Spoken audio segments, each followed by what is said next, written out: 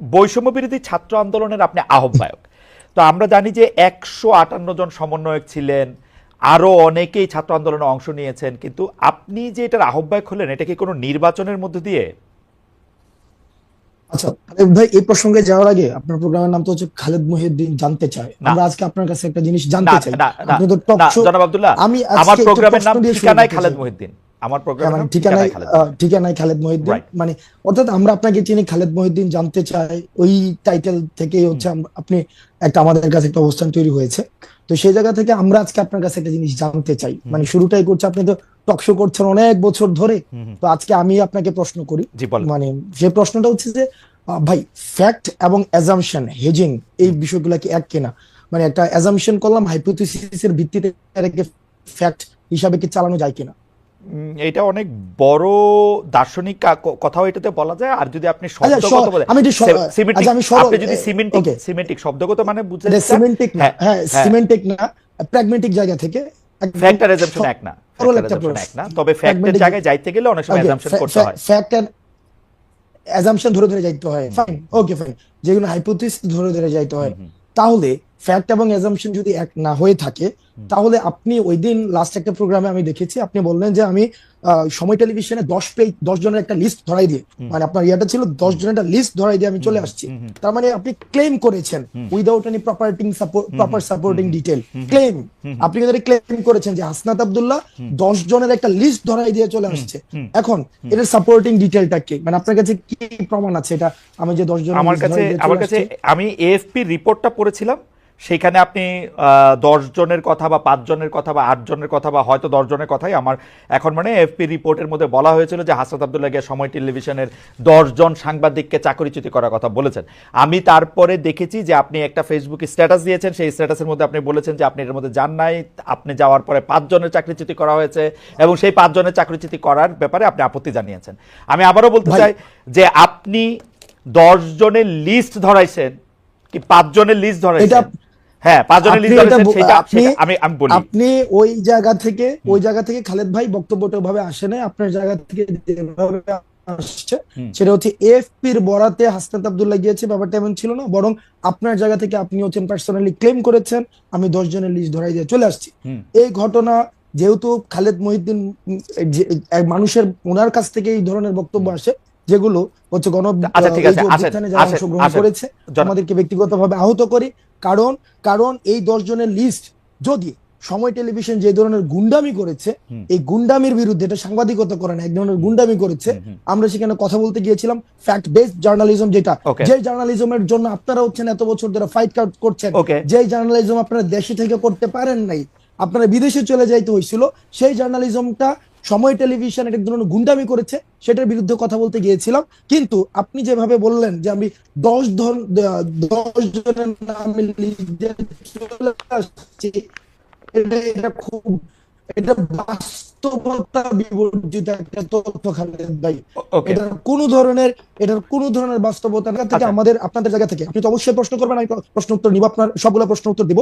সেটা হচ্ছে আমরা প্রত্যাশা করবো আপনাদের জায়গা থেকে যেন বস্তুনিষ্ঠ সাংবাদিকতা, যে সাংবাদিকতার জন্য খালেদ মহিউদ্দিনরা বছরের পর বছর ফাইট করে যাচ্ছে, সেই ধরনের সাংবাদিকতা, ক্ষমতাকে প্রশ্ন করার সাংবাদিকতা অব্যাহত থাকবে।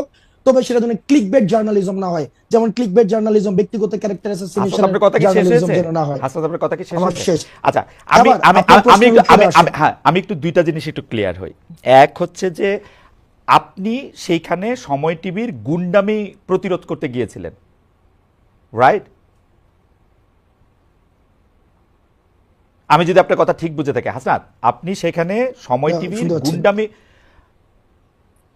আপনি সেখানে সময় টিভির গুন্ডামি প্রতিরোধ করতে গিয়েছিলেন, রাইট? সময় টিভির গুন্ডামি না, দেখেন সময় টিভি, আমি বলেছি সাংবাদিকতা নামে যে ধরনের গুন্ডামি করেছে গত দীর্ঘ একটা সময়, ব্যক্তিগত হ্যাঁ, ক্যারেক্টার অ্যাসাসিনেশন করেছে, আমি একটা একটা করে শব্দে আসি। ব্যক্তিগত ভাবে ধরে ধরে। আব্দুল্লাহ, আপনি অনেক, জনাব আব্দুল্লাহ, আপনি অনেক ব্রিলিয়েন্ট, শার্প। আমি একটা একটা করে আসি। আপনি ওইখানে গিয়েছিলেন হচ্ছে সাংবাদিকতার নামে সময় টিভি যেগুলি গুন্ডামি করেছে সেগুলি প্রতিরোধ করতে।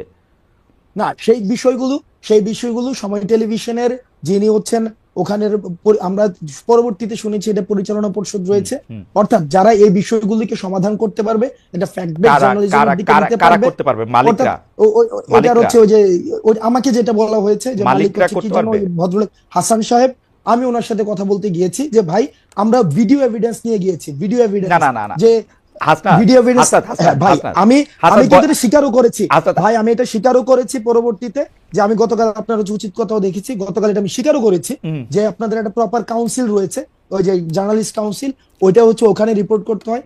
তো যেহেতু এই বিষয়টা আমি জানতাম না, আমি কিন্তু অ্যাকনলেজ করেছি যে এই প্রক্রিয়াতে আমার ভুল হয়েছে। আপনি কিন্তু হ্যাঁ কিন্তু হ্যাঁ কিন্তু সময় টেলিভিশন যে প্রক্রিয়া অব্যাহত রেখেছে, এজেন্ডা ভিত্তিক জার্নালিজম, যে আপনি দেখেন মানে আচ্ছা, আমরা সময় টিভি নিয়ে আর এত কথা বলবো না। আমি শুধু আপনাকে জানতে চাই, সাংবাদিকতার নামে যে গুন্ডামি তারা করতেছিল সেইটা নিয়ে কথা বলতে আপনি সেখানে গেছেন। জনাব হাসনাত আব্দুল্লাহ, এই অ্যাসাইনমেন্টটা কি আপনি আপনারই দিছেন না কেউ আপনাকে দিছে? এই অ্যাসাইনমেন্টটা আমি নিজ থেকে এবং এই গণ অভ্যুত্থানের সময় যে যে সাংবাদিকদের সাথে আমাদের পরিচয় হয়েছে একটা দীর্ঘদিন, আমরা দেখেছি তারাও আপনাদের মতো করে তারা কেউ হচ্ছে থ্রেট পেয়েছে, সাংবাদিকতা করতে পারে নাই, ফিল্টার নিউজ চালাইতে হয়েছে, ডিজিএফআই থেকে শুরু করে আইন শৃঙ্খলা রক্ষাকারী বাহিনী যখন আমাদেরকে বাধ্য করেছে বক্তব্য দিতে, ওই জার্নালিস্টদেরকে আমরা পেয়েছি। আপনারে কিন্তু আমি আসলে এটা এক্সপ্লেইন আপনি নিশ্চয়ই করবেন, আমার প্রশ্নগুলির সাথে আমি আসি। তাহলে এই অ্যাসাইনমেন্টটা আপনি আপনাকে দিয়েছেন, মানে এটা বৈষম্য বিরোধী ছাত্র আন্দোলন না, বা আপনি বাংলাদেশের কোনো সাংবাদিকতা পুলিশও না, এই অ্যাসাইনমেন্টটা আপনি আপনাকে দিয়েছেন, তাই তো? হ্যাঁ, এটা হচ্ছে আমি আমার জায়গা থেকে দেখছি এটা দীর্ঘদিন ধরে কিভাবে বিরোধী দল মানে এবং মতকে সরকার, প্রেস কাউন্সিল, তথ্য উপদেষ্টা তাদের বাদ দিয়ে আপনি আপনাকে এই অ্যাসাইনমেন্ট দিয়েছেন, তাই তো? তাদের সাথে কথা না বলে? না, তাদের সাথে আমি কোনো কথা বলি নাই। এই অ্যাসাইনমেন্টের আপনার সাথে যারা ছিল, যেমন করে দরকার নাই, ফেসিস্ট হাসিনাকে পতন করার জন্য আমরা প্রেস কাউন্সিল, ওই যে তারপর যে উপদেষ্টা, তারপর হচ্ছে ওদের সাথে যে কথা বলেন নাই সেইভাবেই আপনারা বলেছেন, সেইভাবেই বলেছেন। ধরেন সেইভাবে আর কি কি জায়গায় আপনি যাওয়ার জন্য আগ্রহ বোধ করেন সেটাও আমরা শুনবো, পুরো আলোচনাটাতে যাই। মনে করেন যে ফেসিস্ট হাসিনা, কোনো সন্দেহ নাই হাসিনার জায়গা থেকে হাসিনা মিডিয়াকে ধ্বংস করেছে, গলা চিপে রেখেছে, এটা আমি বারবার বলতে চাই, বারবারই বলবো। কিন্তু এইটার পরে 5 মাস পরে এসে, 4.5 মাস পরে এসে হাসনাত আব্দুল্লাহর মনে হয়েছে যে সাংবাদিকতা নামক করা গুন্ডামি করতেছে, এখন হাসনাত আব্দুল্লাহ নিজেকে অ্যাসাইন করেছে ওইখানে গিয়ে তাদেরকে বলে আসতে হবে কথা, তাই তো? এবং খালেদ মুহিউদ্দিন এটা ভুল করেছে যে 10 জনের তালিকা হাসনাত আব্দুল্লাহ ধরায় নাই। 5 জনের কথা কি বলেছে? 5 জনের কথা কি বলেছে? না, আমি কোন সাংবাদিক আপনি কি বলেছেন? খালেদ ভাই পুরো প্রক্রিয়া, মানে অর্থাৎ ওখানে যাওয়ার প্রক্রিয়াটা যেটা সাংবাদিকতা নীতি বিরুদ্ধ বা আপনাদের একটা প্রেস কাউন্সিল আছে বা এটা আমি জানতাম না, ওই প্রক্রিয়া নিয়ে যদি আপনি কথা বলেন সেটাকে আমি সমর্থন জানাবো এবং আমার ভুলের জায়গাটা আমি অ্যাকনলেজ করব। কিন্তু পার্টিকুলারলি যেই জায়গায় প্রবলেমটা, আমি যেই জায়গায় আমি আপনাকে ইস্যু ধরেছি, আমারে যদি আপনি জানতে চান আব্দুল্লাহ, জনাব